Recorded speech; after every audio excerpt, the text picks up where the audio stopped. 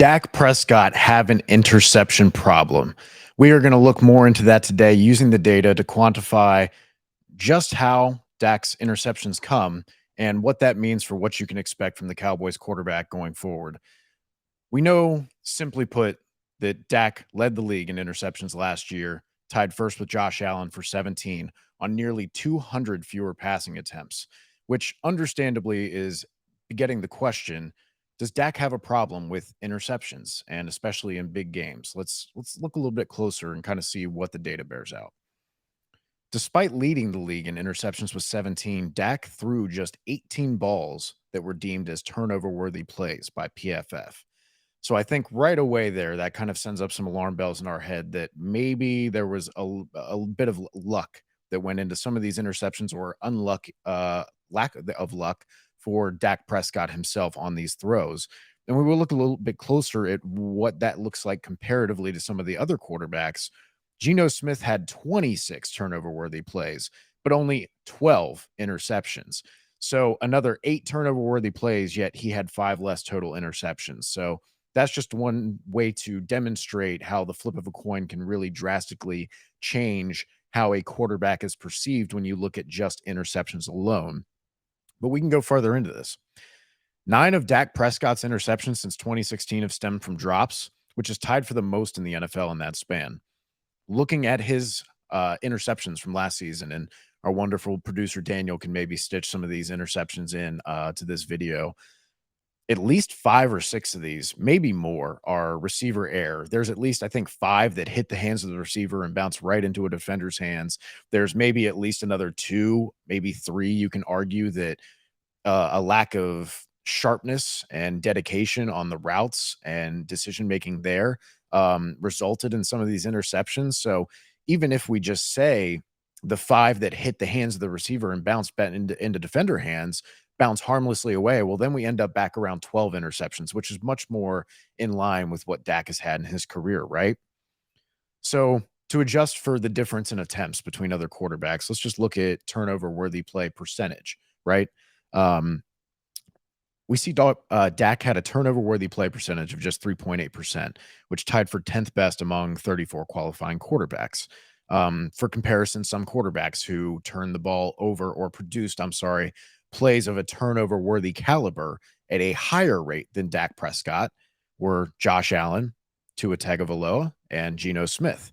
2 of those are quarterbacks that most people would say are accurate and generally take care of the ball, though Geno obviously takes his shots when he feels like it. Um, Looking more at league-wide issues, per PFF, league-wide turnover-worthy plays result in an interception 77.3% of the time. Prescott's number last season was 88.9%. Previously in his career, his number was as low as 63.4%. So we saw a drastic swing in the uptick of his throws that were deemed turnover-worthy plays turning into interceptions. So what all that kind of means is we would expect, without any changing circumstances, without improved receiving play around him, that we can see a market improvement in this interception category from Dak next season. Even looking at his last 3 healthy seasons, he's ranked 10th, 16th, and 18th in turnover worthy plays. So while not one of the safest quarterbacks in the league, he's been absolutely in kind of the middle span of quarterbacks in that term. So I think it's erroneous to call Dak extremely turnover worthy prone or say has interception issues based on just one season of what, based on what you can see from these numbers, is clear bad luck and outlier situations where how many times do we see balls hit defenders' hands and flutter harmlessly into the ground, whereas that was constantly just bouncing into a safety or a linebacker or a corner's hands last season. So that's something I definitely don't expect to persist. And also referencing PFF with another great article where they recently detailed the percentage of interceptions that a quarterback is responsible for. Dak's mark of 39.1% is 4th lowest among quarterbacks in the last 7 seasons. Just to compare that to others, Joe Burrow has been faulted for 34.3%, which was the best mark, and Patrick Mahomes is around 44.6%. So again, if we're assigning true fault to these interceptions for these quarterbacks, then it would be just false.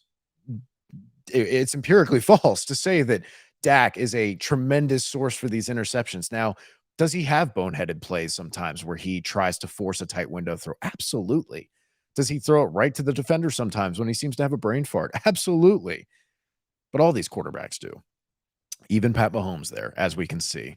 So that just handles the luck of things. And obviously, we know that they had injury issues last year. CD Lamb is an immensely talented wide receiver, but I think the reason he doesn't make it into the top 5 conversations or maybe top 8, depending on how you view him, is because he needs a little more consistency in his route running and his health and just being a little more focused on the nuanced details. And I think he's going to get there. I think another year is going to help him a lot, but also adding a guy in Brandon Cooks who has gotten 1,000-yard seasons with guys like Jared Goff back when Jared Goff was, bad before the Lions fixed him. And back when you have Davis Mills as your quarterback for the Texans, who is still trying to figure things out. So with improved weapons, consistency from them, as well as just returning to the mean of what we'd expect from turnover worthy plays and just interception luck, you can absolutely expect that Dak will bounce back this season and be a more accurate quarterback in terms of interception totals. And I would expect them to fall much more in line with the 9 to 12 area we've seen him be in his career. And I think that with the improved weapons, maybe a slightly more conservative offensive approach is going to lend itself to the Cowboys having a very impressive season on offense and be able to compete in a relatively weak NFC conference. If you guys like this video and more content like this, please give us a like and subscribe to the YouTube channel so we can bring you more awesome content just like this.